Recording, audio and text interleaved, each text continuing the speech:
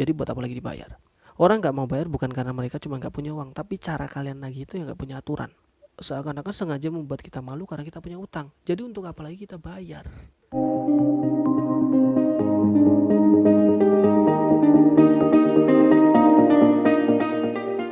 Halo teman-teman semua, assalamualaikum warahmatullahi wabarakatuh. Selamat datang kembali di channel saya. Dan seperti biasa sebelum kita mulai videonya, kita berdoa dulu. Semoga kita segera terbebas dari segala macam jenis hutang ya, yang terutama pinjol, karena yang pasti ini sangat meresahkan.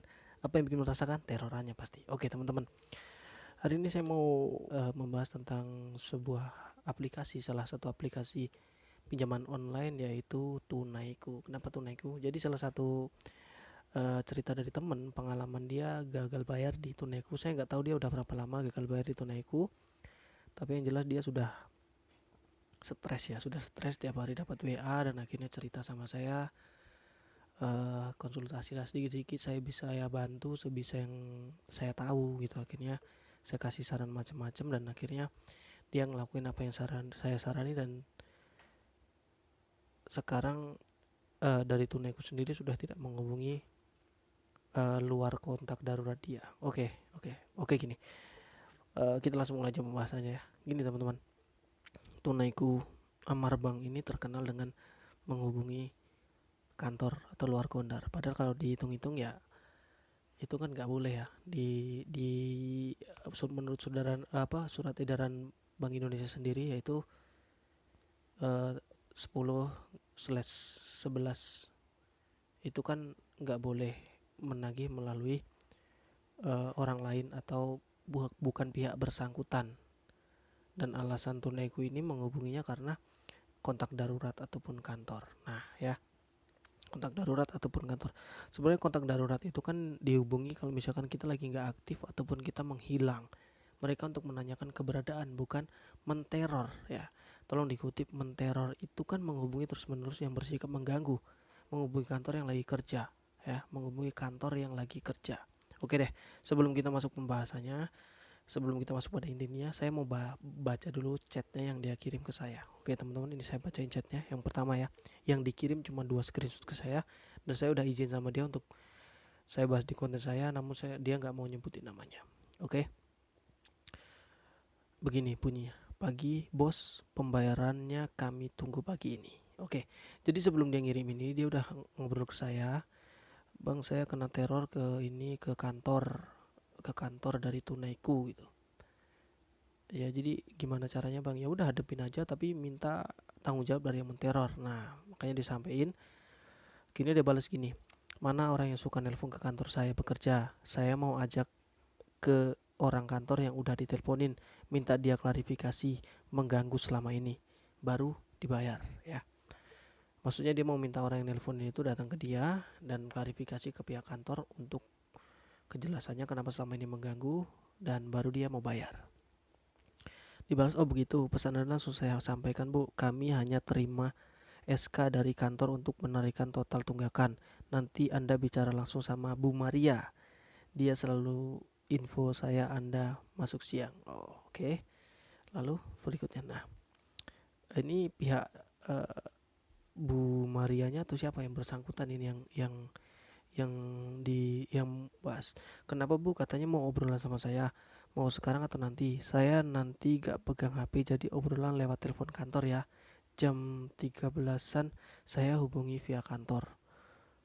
Oh iya, saya tunggu ya pembayaran pagi ini. Datang langsung aja bu, karena ibu mempermalukan saya. Kan dampaknya langsung tuh. Ganggu juga selama ini karena telepon-telepon kantor. Bahkan OJK aja nggak memperbolehkan untuk nelpon-nelpon ke kantor loh. Sudah saya jelaskan sebelumnya ya bu, saya tunggu pembayarannya pagi ini. Datang ke rumah saya aja bu, saya tunggu di rumah. Oke, luar biasa ini mentalnya nih, udah berani, karena memang harus digituin aja ya. Baiklah, sudah saya bacain, saya rasa jelas dari pesan ini. Lalu kita ambil poinnya. Nanti saya nggak pegang HP, jadi obrolan lewat telepon kantor. Kenapa harus lewat telepon kantor, ya kan? Sementara dia itu kan nagih-nagih ataupun segala macam gitu. Dan tujuannya apa? Jam 13-an saya hubungi via kantor. Oh mungkin dia mau nelfon pakai nomor kantor ya. Oke. Jadi si debitur ini minta datang langsung aja biar jelas semuanya ya, karena selama ini kan mengganggu kantor dan biasanya sifatnya kan dampaknya jelek bagi yang kerja. Oke, ini saya mau untuk inti pesannya, yang udah dihubungin pihak kantor kayak gini, otomatis nama kalian di kantor udah mulai jelek, udah mulai tercemar. Ya, bisa aja dampak fatal itu kalian dipecat loh, ataupun kena SP dah, paling ringan kena SP. Jadi ketika mereka sudah ngubungin kantor berulang kali itu udah sifatnya mempermalukan ya. Kalau dia nelpon sekali ngomong apakah ketahui keberadaan si A atau bapak si B atau ibu si C gitu, itu nggak masalah. Tapi kalau berulang kali itu ya sifatnya udah mengganggu. OJK aja nggak ngebolehin yang bersifat mengganggu ya.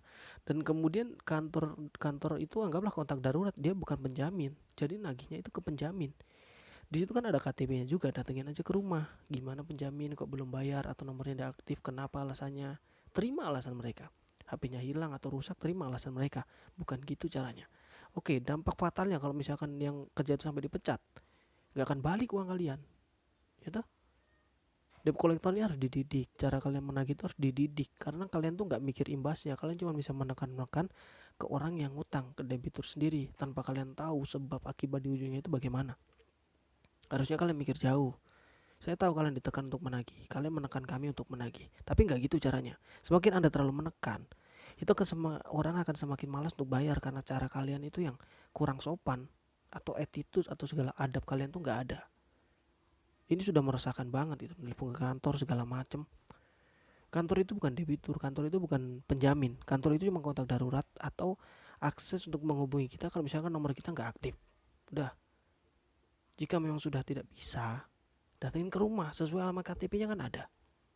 Kenapa harus ngomongin ke kantor? Tujuannya apa? Bersifat mempermalukan. Saya tahu sistemnya kalian bersifat mempermalukan. Dan kalau sudah dipermalukan ngapain lagi dibayar? Ya kan? Saya sampaikan ke DC-DC itu. Kalau sudah dipermalukan ngapain dibayar? Toh sudah malu. Kalian malu punya hutang. Hutang adalah private ya.